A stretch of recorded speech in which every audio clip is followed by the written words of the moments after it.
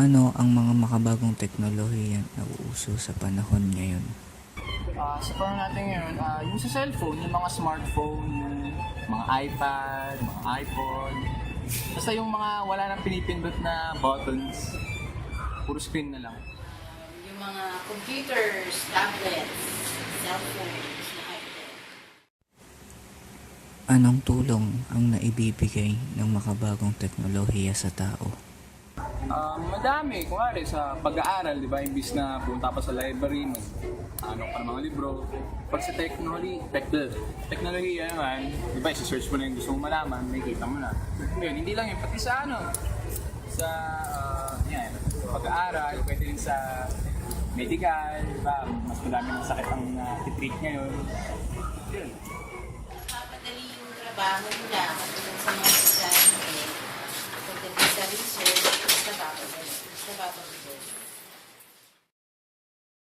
Isang modernong paraan ng pagtuturo ang kinagigiliwan ng mga estudyante sa lungsod ng Victorias sa Negros Occidental. Yan po ang Alternative Learning Board o ALB. Imbis kasi na blackboard at chalk, high-tech na widescreen at projector ang gamit na visual aids ng mga guro. Napapabilis na ang mga aralin ay engganyo pa raw sa pag-aaral ng mga estudyante. Taong 2011 ang simula ni Negros Occidental the 3rd District Representative Alfredo Benitez ang proyekto sa pamamagitan ng pag-donate ng mga computer sa mga pilot classroom. Ngayon, 13 pampublikong eskwelahan na sa lungsod ang gumagamit ng ALB. I noticed that every time that the teacher will use this alternative learning board, the pupils are active participating. Alternative board ay nagsisilbing daan upang mapahusay at mapalawak pa ang kaisipan ng mga kabataan. Ngunit sa paanong paraan nakasasama ang paggamit ng mga ito? Nagiging masama yan pag masama ang gusto mong gawin. Hindi, halimbawa, imbis na nag-aaral ka talaga, ang ginagawa mo sa teknolohiya, kuwari, Facebook, di ba? Facebook ka lang, imbis na nag-aaral ka, ayun, masama na yun. Paano nakakasama? Pag ina-abortion na, pag ginagamit na sa paano ba sa pag ina-abortion na, meaning overuse na siya, ginagamit na sa hindi magandang intensyon, masama na yung ano niya para sa iba. Para sa akin, nakasasama ang palagi ang paggamit ng teknolohiya sapagkat ito ang nagtuturo ng pagiging tamad ng isang tao. Ang sunod-sunod na pagsusulpot at paggamit ng makabagong teknolohiya at kagamitan ay posibleng makaapekto sa ugali ng isang tao.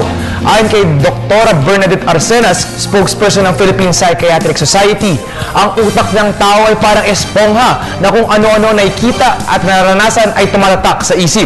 Sinabi ni Arsenas na totoo ito, lalo na sa mga bata na sa pagtungtong ng high school ay nahubog na ang pag-uugali.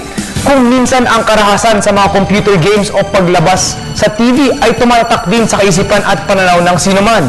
Kaugnay nito, sinabi ni Arsenas na mahalaga ang gabay at payo ng mga magulang o nakakatanda upang makontrol ang panonood ng TV o paglalaro ng computer. Alam mo, yung pag-lock nga ng mga tinatawag natin na mga sites na hindi katangi-tangi sa mata ng isang bata ay kailangan talaga mabigyan pansin yun. Kasi alam mo, kung kaisan ka pupunta, di ba? Madaming mga nakikita ka na mga internet cafe. At ito ay isang factor kung bakit kahit wala sa TV ay nandun pa rin yung impluensya ng teknolohiya. Sa paanong paraan maiiwasan ang mga ito? Iwasan? Hindi mo siya maiiwasan, pero dapat ang learn mo dyan control lang talaga. Talagang discipline lang na gamitin mo lang yung teknolohiya para lang sa magandang bagay. Diba? Pwede naman din paminsan-minsan na pangsaya mo gamitin yun. Basta discipline lang. Paano mo iwasan? Nasa tao rin yun eh. Kung paano mo gagamitin yung mga technology na yun. Nasa tao na rin. Maiiwasan ang paggamit ng makabagong teknolohiya sa pamamagitan ng masusing pagbabasa parati ng mga dyaryo, ng pahayagan. Doon isa yon sa makakaiwas sa paggamit ng mga new technology. Kung nakasasama ito, bakit marami pa rin tao ang gumagamit nito? Ang teknolohiya kasi hindi naman talaga siya mismo yung nakakasama. Ang teknolohiya hindi siya masama, hindi naman siya mabuti. Depende yun sa gumagamit ng teknolohiya. Kumari, di ba? Pag gagamitin mo sa hindi magandang bagay, kumari, nag-rob ka ng bangko, di ba? Mga ganun, sa mga movies, di ba? Nag-hack. Ayun, yun ang masama. Pag maganda naman yun sa pag-aaral, sa pag-research. So, yung sinasabi ko, ayun, hindi yung teknolohiya ang masama. Marami pasama. Kami rin ganyan dito. Kaya totoo, di ba? Marami talaga. Pag ginamit na lang nila sila. So, ganun. Siguro para masabing in sila or nasa uso, kaya gumagamit sila nito kahit alam na nakasasama sa maraming bagay.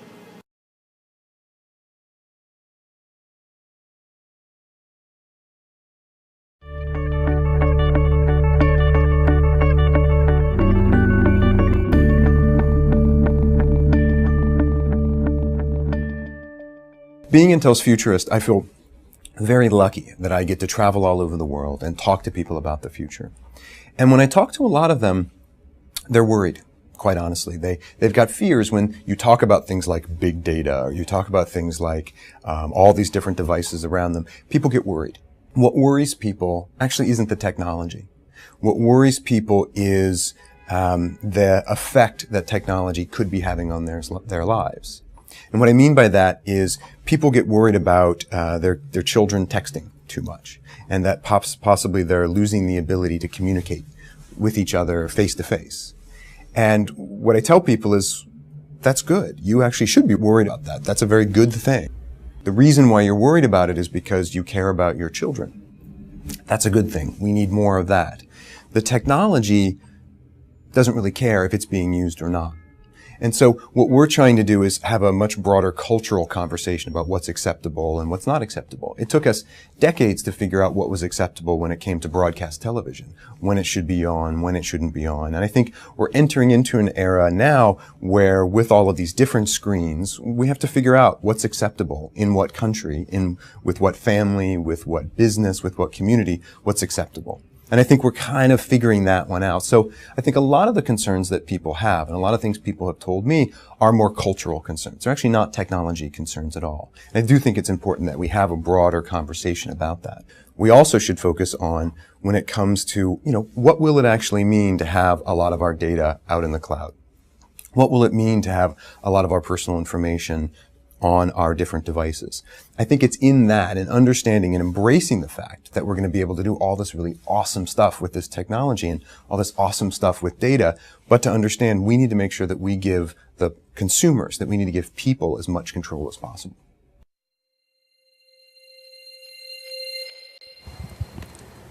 Ang mabuting na idudulot ng teknolohiya ay ang madaling makatapos ng gawain. Subalit, ang masamang dulot nito ay hindi kayo tinutulungan upang maging masikap gamit ang sariling kakayanan, bagkus umaasa rito. Ang teknolohiya ay hindi lang nakakatulong, nakakadulot din ito ng mga polusyong nakakaapekto sa ating kalikasan. Kung hindi ito gagamitin ng tama, ay mas malaki ang posibilidad na mas malaki ang masamang epekto nito kaysa sa mabuti.